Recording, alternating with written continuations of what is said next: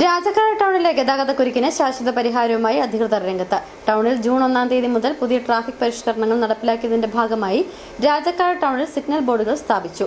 ടൗണിൽ ബസ്സുകൾ നിർത്തേണ്ട കൃത്യമായ സ്ഥലങ്ങൾ, ബസ് സ്റ്റോപ്പുകൾ, no parking, parking, one way എന്നിവ അടയാളപ്പെടുത്തുന്ന നടപടികൾ പൂർത്തീകരിച്ചു. അധികൃതരും മോട്ടോർ വാഹന വകുപ്പും പോലീസും സംയുക്തമായാണ് പദ്ധതിക്ക് നേതൃത്വം നൽകുന്നത്. Rajakkad town ward member Joshi കന്യാകുഴിയിൽ നേതൃത്വം വഹിച്ചു.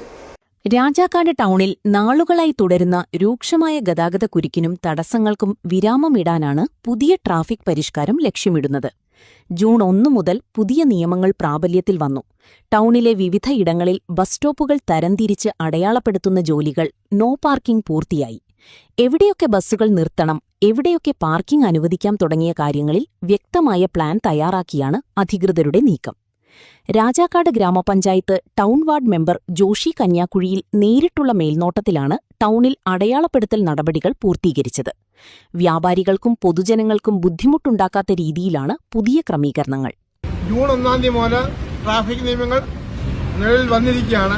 അതനുസരിച്ച് ബസ്സുകൾ പറയുന്നിടത്ത് മാത്രം സ്റ്റോപ്പ് ചെയ്യുകയും അതുപോലെ തന്നെ മറ്റു വാഹനങ്ങൾ ടൗണിന് വാഹന ഗതാഗതക്കുരുക്കുണ്ടാക്കുന്ന രീതിയിൽ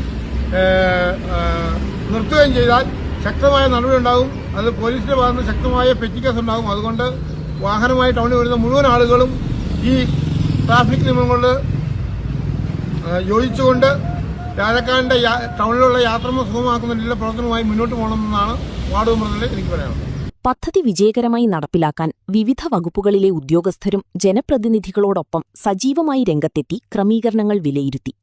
വരും ദിവസങ്ങളിൽ ടൗണിൽ കൂടുതൽ കർശനമായ ട്രാഫിക് നിയന്ത്രണങ്ങൾ ഉണ്ടാകുമെന്നും പുതിയ പരിഷ്കാരങ്ങളോട് പൊതുജനങ്ങളും വ്യാപാരികളും ബസ് ജീവനക്കാരും പൂർണ്ണമായി സഹകരിക്കണമെന്നും അധികൃതർ അഭ്യർത്ഥിച്ചു. ജൂൺ 1 മുതൽ നിയമം ലംഘിക്കുന്നവർക്കെതിരെ കർശന നടപടിയുണ്ടാകും. City vision, Rajakkad.